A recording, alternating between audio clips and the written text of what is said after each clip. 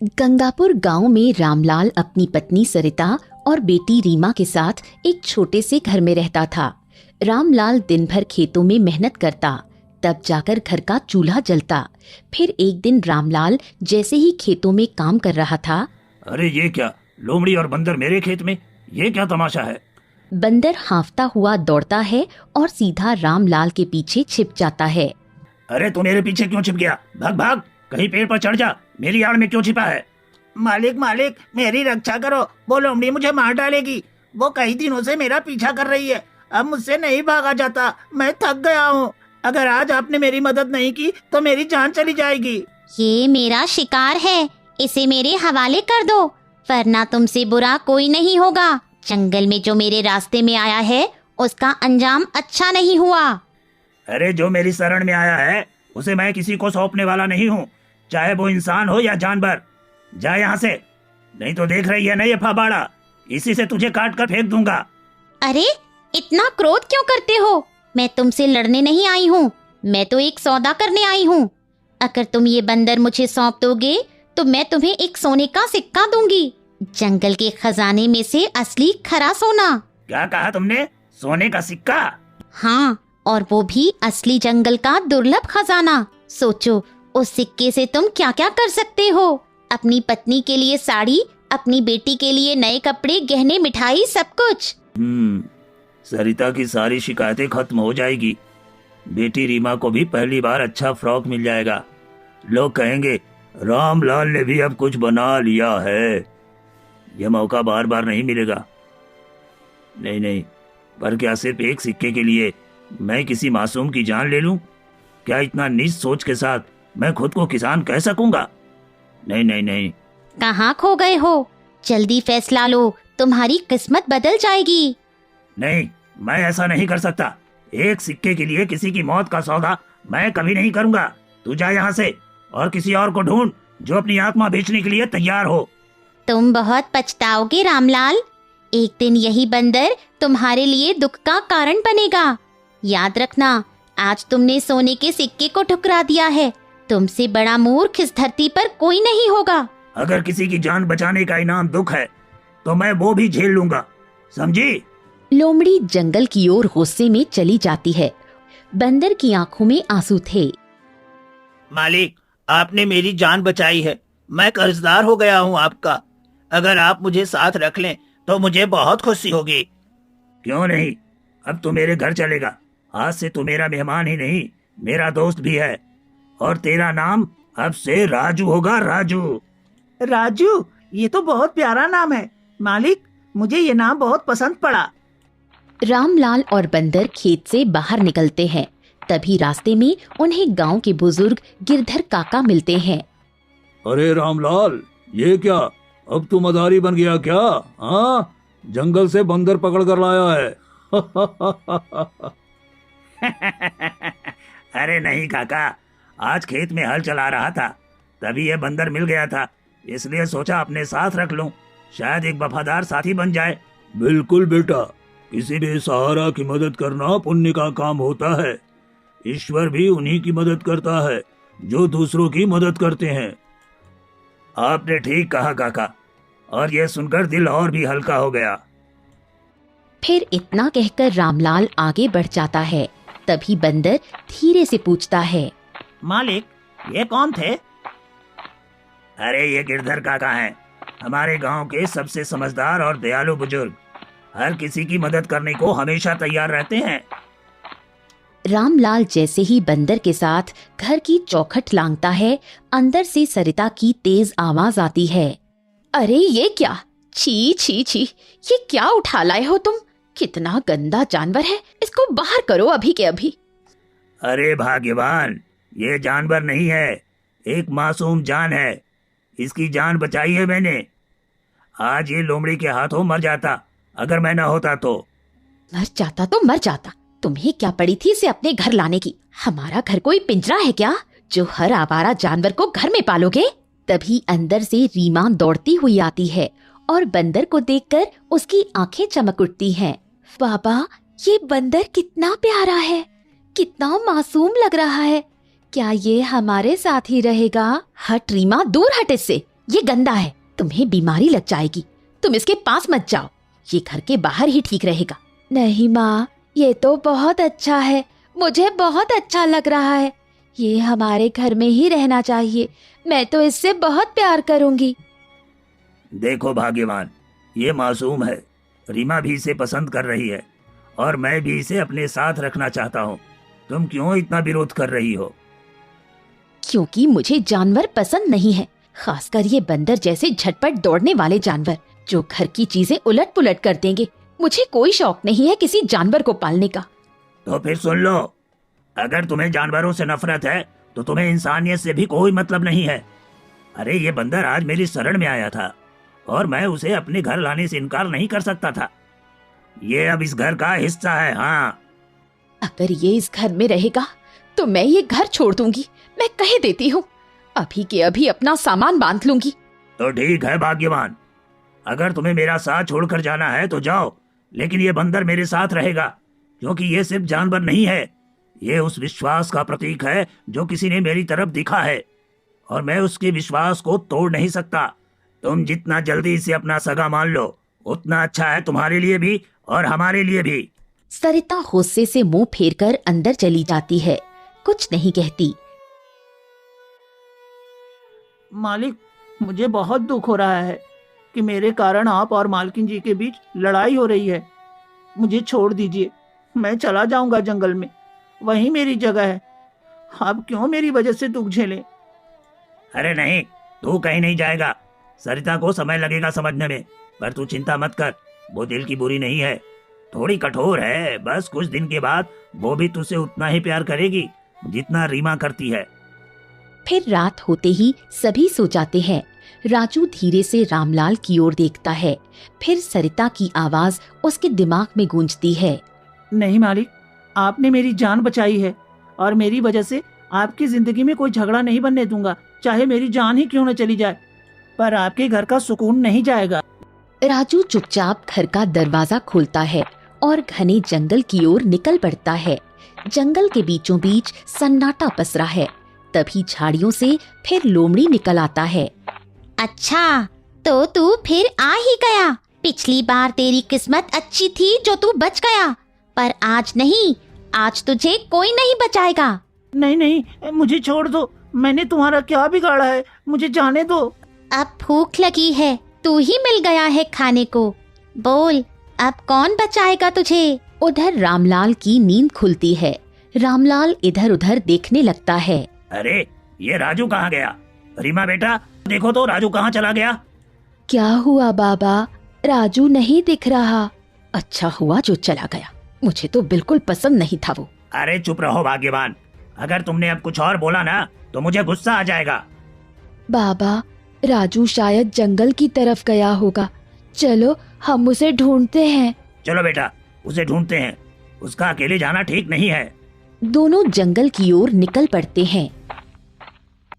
राजू, राजू, अरे कहाँ हो बेटा? सामने आओ राजू बेटा। झाड़ियों के पास हलचल होती है। राजू घायल हालत में पड़ा था। लोमड़ी उस पर झपटने ही वाली थी। ए रुक जा, तू अगर मेरे बेटे को हाथ भी लगाया ना तो तुझे जिंदा नहीं छोड़ूंगा। तो तू फिर आ गया? तू फिर क्यों बार बार मेरे और मेरे शिकार के बीच आता है? क्योंकि वो सिर्फ बंदर नहीं है, वो मेरा परिवार है। अगर एक और कदम आगे बढ़ाया तो तेरी जंगलगिरी मैं यही खत्म कर दूंगा। हाँ ठीक है, पर याद रख, मैं लौटूंगी, ये बात यही खत्म नहीं हुई। लोमड़ी भाग जाती है। रामलाल दौड़कर राजू को उठाता है और उसके जख्मों को देखता है। मालिक, मालिक, आप यहाँ इतनी रात को? अरे तू पागल हो गया है क्या? कहाँ चला गया था? अगर तुझे कुछ हो जाता तो? मालिक, मैं नहीं चाहता कि मेरी वजह से आपके घर में कोई क्लेश हो। मालकिन मुझसे नफरत करती हैं, मैं आपको दुखी नहीं देख सकता, इसलिए मैंने सोचा कि मैं चला जाऊं। आपकी खुशी मेरे लिए सबसे बड़ी है। तू बेवकूफ है। अरे राजू, तू सोचता है कि तेरे जाने से मैं खुश रहूंगा? अरे मैं खुश नहीं रहूंगा। अरे तू ही तो है जिसने मुझे फिर से मुस्कुराना सिखाया। तू ही तो है जो मेरी रीमा को हंसाता है। मालिक, मुझे माफ कर दो, मैंने गलत फैसला किया। अब दोबारा ऐसा मत करना। अगर तू फिर से गया ना तो मैं जीते जी मर जाऊंगा। रीमा दौड़कर आती है और राजू को गले लगाती है। अब तुम कहीं मत जाना, अब हम सब साथ रहेंगे हमेशा। रामलाल राजू को घर ले जाता है। ऐसे ही दिन बीतते हैं, लेकिन सरिता का विरोध दिन ब दिन बढ़ता ही गया। हर दिन किसी न किसी बात को लेकर कलह हो ही जाती थी।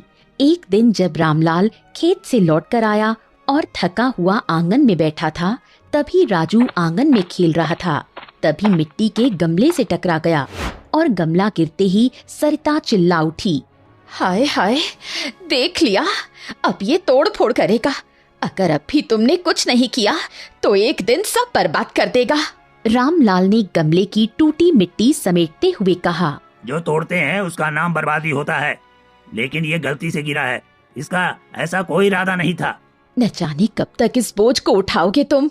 जितने दिन भी जीऊंगा इस बोझ को अपने सिर का ताज समझ कर जीऊंगा। ये बोझ नहीं, एक वादा है जो मैं जब तक जिंदा हूँ उसे कोई तकलीफ नहीं होगी। फिर अगले दिन तो सरिता ने गुस्से में सारी रोटियां राजू के हाथ से छीन ली और बोली, अब बस बहुत हो गया, इसका खाना पीना सब बंद, मेरा घर धर्मशाला नहीं है। रीमा दौड़ती हुई आई और रोते हुए बोली, माँ, ये भूखा रह जाएगा तो बीमार हो जाएगा, और अगर बीमार हुआ तो मैं भी कुछ नहीं खाऊंगी। तू कितनी छोटी है लेकिन दिल से बहुत बड़ी है। भाग्यवान, देखो इस नन्ही सी बच्ची में कितनी समझ है। वो समझ गई कि दया से ही घर बसते हैं, न कि नफरत से। सरिता कुछ नहीं बोली और फिर मुंह फेरकर चली गई। ऐसे ही दिन बीतते रहे।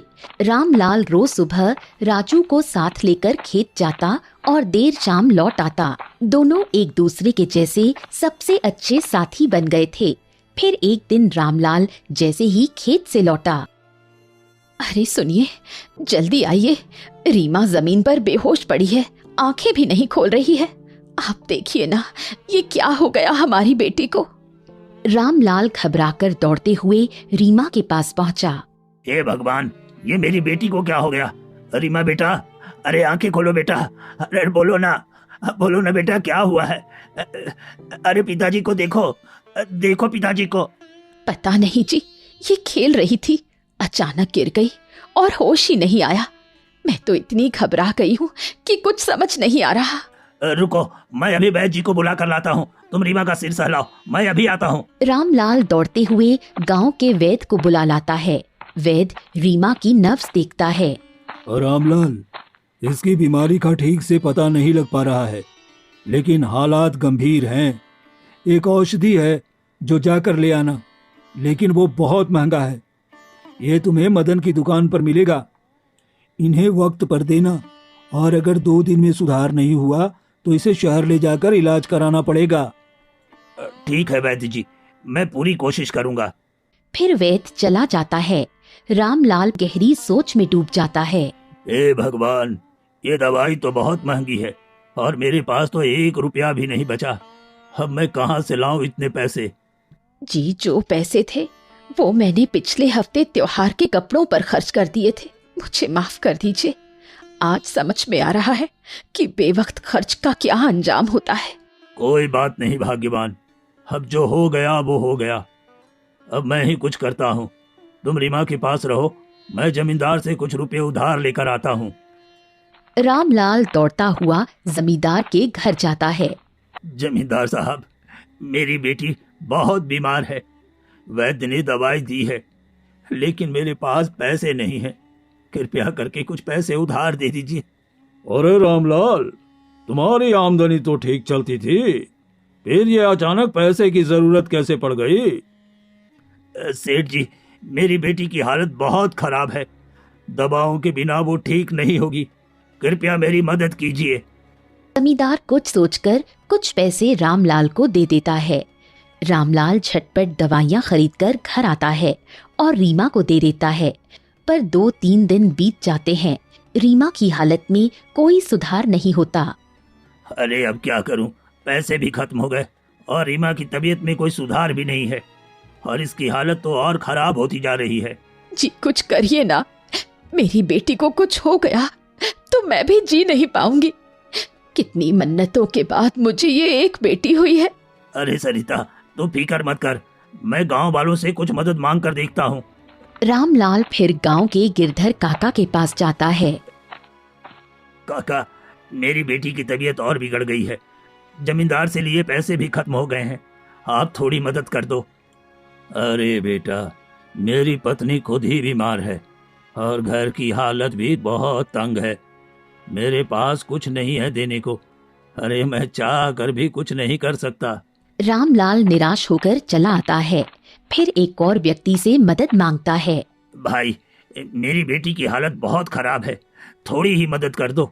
मैं जिंदगी भर तुम्हारा एहसान मानूंगा भाई। रामलाल, माफ कर दो भाई, इस बार मेरे पास कुछ भी नहीं है देने को। रामलाल वहाँ से निराश होकर चला जाता है और मन में कहता है, अरे लगता है फिर से जमींदार सेठ के यहाँ ही जाना पड़ेगा। सभी ने तो पैसे देने से मना कर दिए। अब वहीं जाकर देखता हूँ, कहीं सेठ जी कुछ और पैसे दे दें तो। रामलाल फिर जमींदार के पास जाता है। जमींदार साहब, एक बार और कुछ पैसे दे दीजिए, मेरी बेटी मर जाएगी। अरे मैंने पहले ही दे दिया है, अब दोबारा कुछ नहीं दूंगा। हाँ, पहले पुराना चुकाओ फिर नया मांगना। पर मालिक, मेरी बेटी मर जाएगी, थोड़ा तो रहम करिए।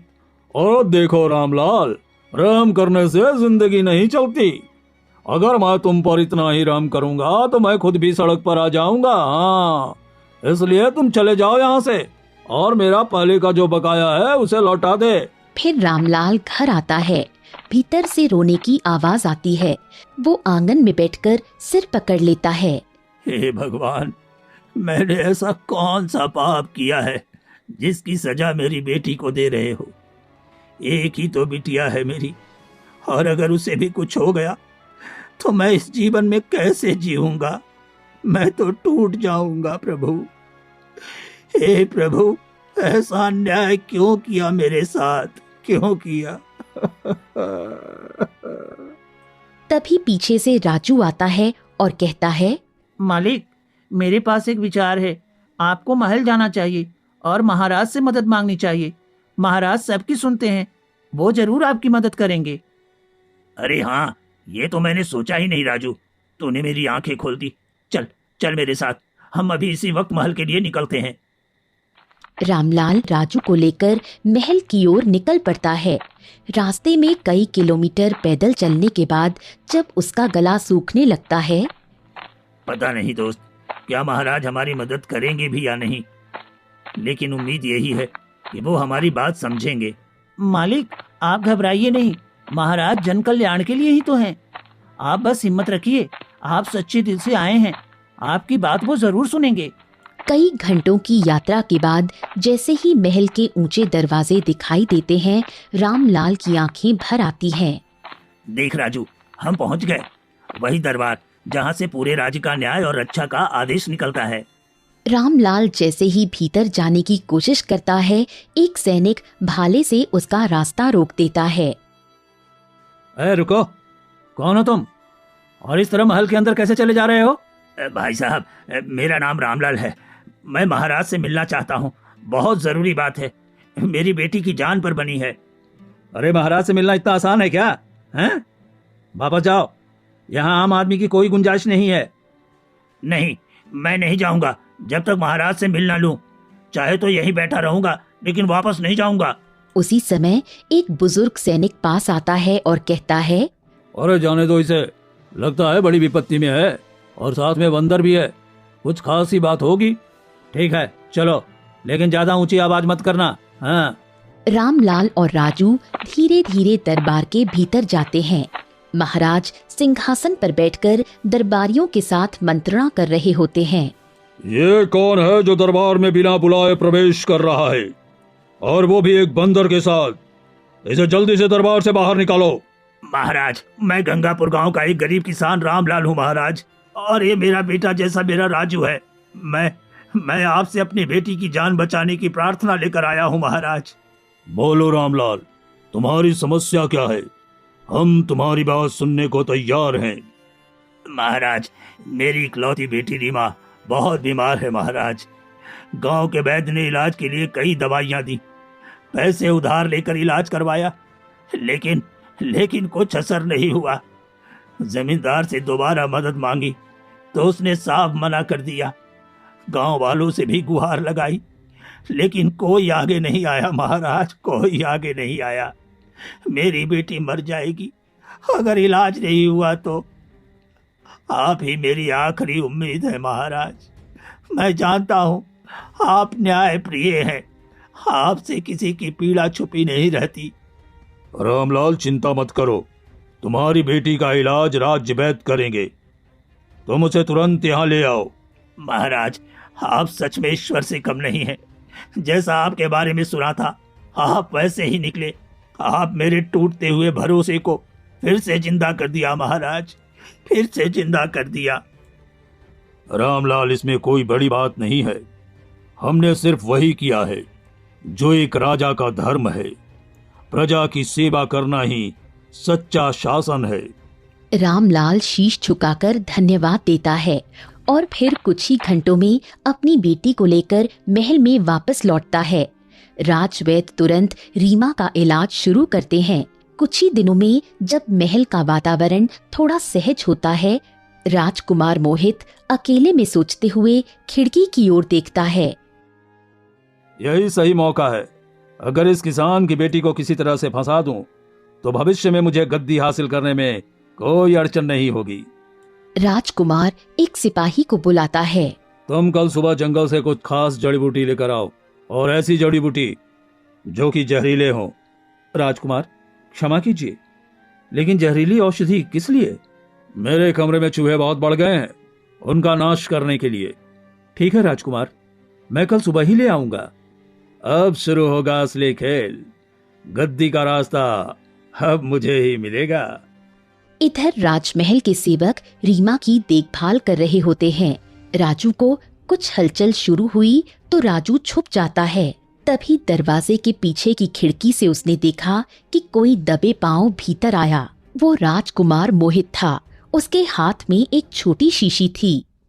वैद्य जी, आप तो राजमहल के सबसे अनुभवी वैद्य हैं ना? मैं आपसे कुछ बहुत जरूरी बात करने आया हूँ। जी राजकुमार, कहिए। राजकुमार थोड़ा पास आकर धीमे स्वर में बोलता है। आप तो जानते हैं ना कि राजा की 2 रानियां हैं, और बड़ी रानी की बेटी राजकुमारी शकुंतला को ही राजा गद्दी सौंपना चाहते हैं। हाँ राजकुमार, सुना है ऐसा ही कुछ विचार है महाराज का। और आप भी तो उन्हीं की ओर से राजकुमारी की प्रति। राजकुमार, मेरी निष्ठा और सच्चाई राजा के न्याय के साथ है। मैं किसी का पक्ष नहीं लेता। तब सुनिए, जिससे आपके हिसाब से सब कुछ बदल सकता है। और जो किसान की लड़की रीमा है, उसका इलाज आप कर रहे हैं। दिखावे में दवा चल रही है। अगर वो लड़की मर जाती है तो दोष सीधा राजकुमारी पर आएगा। क्योंकि आपको राजकुमारी ने ही इस महल में रखा था ना? आप उन्हीं के खास वैद्य हो। पिताजी आपको रखना नहीं चाहते थे, राजकुमारी ने जिद करके आपको रखा था। यदि आपकी दवा से लड़की मर जाती है तो लोग यही सोचेंगे कि आपकी दवा ने ठीक से काम नहीं किया, और लोग कहेंगे राजकुमारी के इशारे पर गरीब की बेटी को बलि चढ़ा दी गई। आप होश में तो हैं राजकुमार? ये आप क्या कह रहे हैं? आप एक मासूम बच्ची की जान से खेलना चाहते हैं, सिर्फ गद्दी के लिए? गद्दी मजाक नहीं होती वैद्य। गद्दी के लिए खून भी बहते हैं और साजिशें भी होती हैं। अगर तुम मेरा साथ दोगे तो तुम्हें जीवन भर किसी भी चीज की कमी नहीं होगी, और अगर ऐसा तुमने नहीं किया तो। नहीं, मैं ऐसा नहीं कर सकता। मैं सारी बात राजा को जाकर बता दूंगा। सोच लो वैद्य, तुम्हारा एक बेटा है ना, और तुम्हारी पत्नी भी बूढ़ी है। अगर एक भी शब्द बाहर गया तो तुम्हारा परिवार कल का सूरज नहीं देख पाएगा। आप मेरे परिवार को क्यों बीच में ला रहे हैं? ठीक है, मैं कुछ नहीं कहूँगा, जो आप कहेंगे वही करूँगा, लेकिन लेकिन कृपया कृपया मेरी पत्नी और बेटे को कुछ मत होने देना। राजकुमार मुस्कुराकर अपनी छोटी शीशी वैद्य के हाथ में थमाता है। ये लो, बस इतना करना है कि जब अगली दवा रीमा को दो तो उसमें इसकी भी कुछ बूंदें मिला देना। अरे इतना ही तो काम है, फिर देखना कैसे एक राजकुमारी का नाम मैं मिट्टी में मिलाता हूँ। वैद्य भारी कदमों से शीशी को लेकर भीतर की ओर बढ़ता है। राजू कोने में सब देख और सुन चुका होता है। राजू मन में, राजकुमार जिसे सब राजसी मर्यादा का प्रतीक समझते थे, आज उसी ने एक मासूम बच्ची की हत्या की साजिश रच दी, और सिर्फ इसलिए कि वो अपनी बहन को सिंहासन पर नहीं देखना चाहता है। मुझे महाराज को तुरंत ही खबर देना है। गेट के कक्ष के मुख्य द्वार पर सैनिकों ने उसे रोकना चाहा, लेकिन राजू जोर से चिल्लाया, मुझे राजा से मिलना है, अभी और इसी वक्त।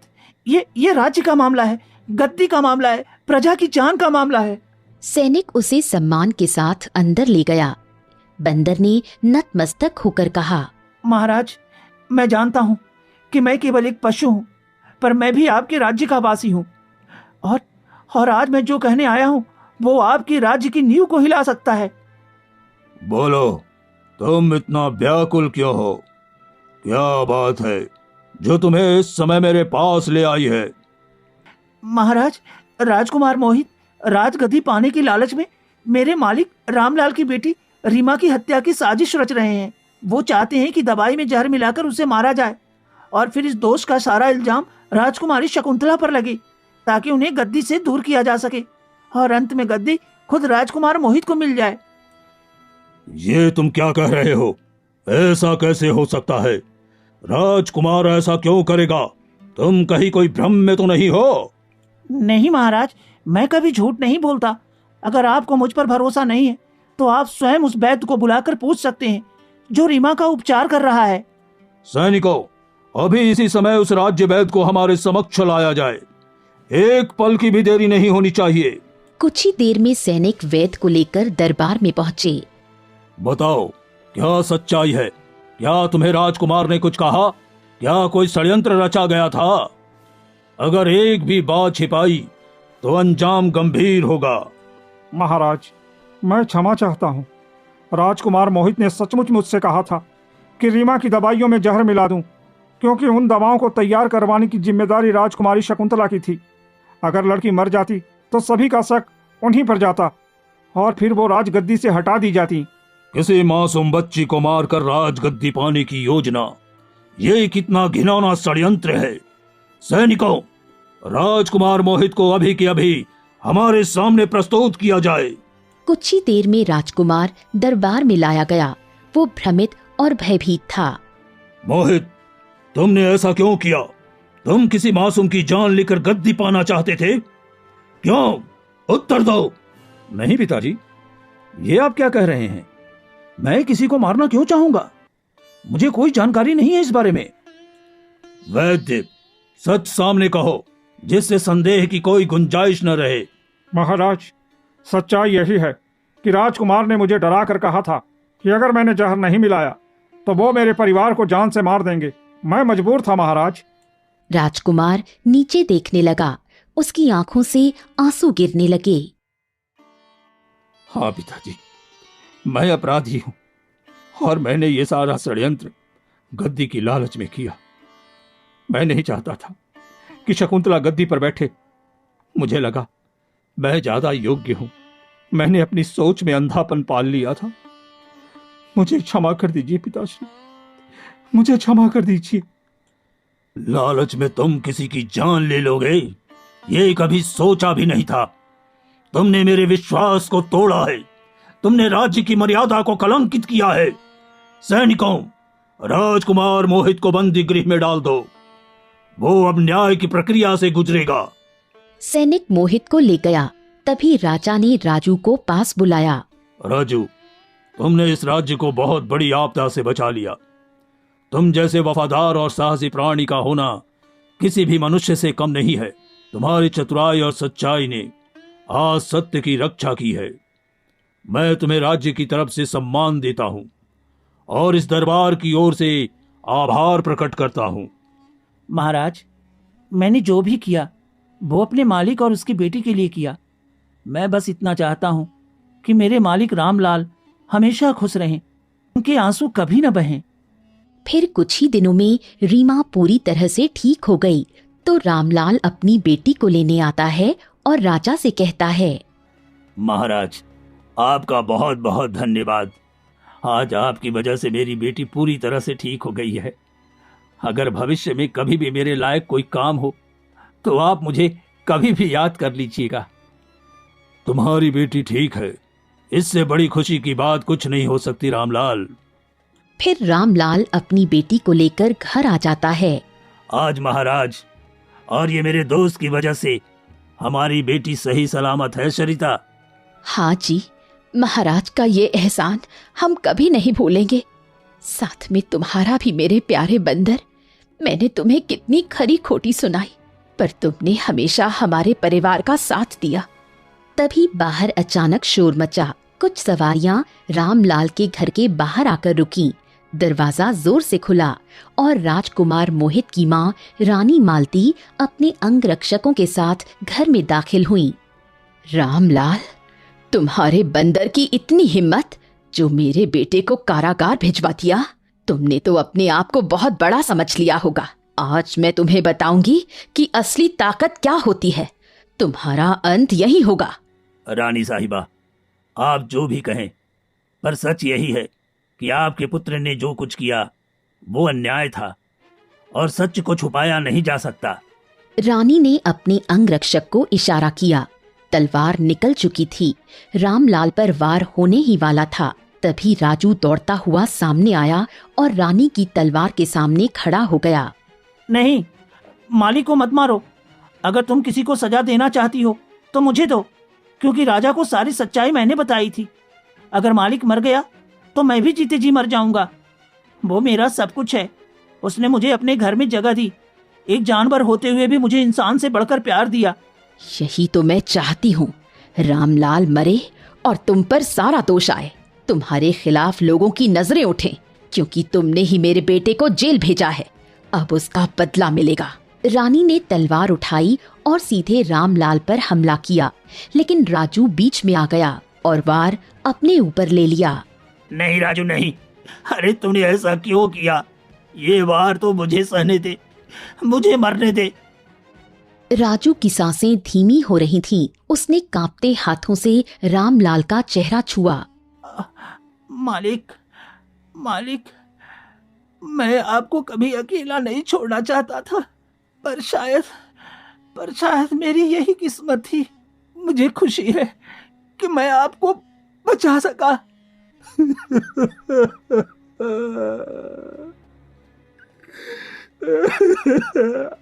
राजू। और राजू की आंखें धीरे धीरे बंद हो गईं। रामलाल जोर से रो पड़ा। रानी ने फिर से तलवार उठाई। दूसरा वार करने ही जा रही थी, तभी राजा महल से सैनिकों के साथ पहुंचे। रानी मालती, तुमने सारी सीमाएं पार कर दी है। राज्य की मर्यादा को कलंकित किया है। अब तुम्हें इसका उत्तर देना होगा। राजा ने इशारा किया। सैनिकों ने रानी को पकड़ लिया। वो छटपटाई, पर कोई सुनवाई नहीं हुई। तुमने एक ऐसे प्राणी की हत्या की है जिसने हम सबको निस्वार्थ प्रेम का पाठ पढ़ाया। तुमने एक पवित्र आत्मा को मार डाला। रानी को महल में बंदी बनाकर ले जाया गया। वहीं रामलाल बैठा था। राजू का शरीर जमीन पर पड़ा था। अरे बोलना, अरे एक बार बोल दे। तू झूठ बोल दे कि तू मरा नहीं है। तेरा मजाक है हर बार की तरह। आज भी कोई चाल है तुम्हारी। मुझे यूं अकेला छोड़कर मत जा। अपने आप को संभालिए जी। आपको याद है आपका दोस्त क्या कहकर गया है? उसने बोला था आपको अपना ध्यान रखना है। आप इस तरह टूटकर बिखर नहीं सकते। रामलाल, मुझे माफ कर दो। आज हमारी वजह से तुम्हारा सबसे प्यारा साथी तुम्हें हमेशा के लिए छोड़कर चला गया। रानी की तरफ से मैं माफी मांगना चाहता हूं। महाराज, आप माफी क्यों मांग रहे हैं? आपकी वजह से तो मेरी बेटी रीमा आज जिंदा है। आपने जो किया है वो एक सच्चे राजा का धर्म था, पर ये जो मेरी गोद में पड़ा है ये सिर्फ बंदर नहीं था, ये मेरा बेटा था, मेरा साया था। जब सबने मेरा साथ छोड़ दिया था तब यही था जो मेरे साथ खड़ा था। भूखा रहा, लेकिन मुझे कभी अकेला महसूस नहीं होने दिया। अब ये मुझे छोड़कर चला गया। महाराज, मुझे समझ में नहीं आ रहा है कि मैं इसके बिना कैसे जी पाऊंगा। रामलाल, मैं समझ सकता हूं तुम्हारा दर्द, पर तुम्हारा परिवार भी है, रीमा है, सरिता है। अगर तुम इस तरह से टूट गए तो उन्हें कौन संभालेगा? कौन उन्हें जीने का हौसला देगा? तुम्हें इस दुख से लड़ना होगा ताकि राजू की आत्मा को शांति मिल सके। वो तुम्हें सबसे ज्यादा प्यार करता था, मैं जानता हूं, और मैं ये भी वादा करता हूं कि उस रानी को उसकी सजा जरूर मिलेगी जिसकी वजह से तुम्हें यह दुख झेलना पड़ा। अब मैं चलता हूं रामलाल, अपना और अपने परिवार का ध्यान रखना।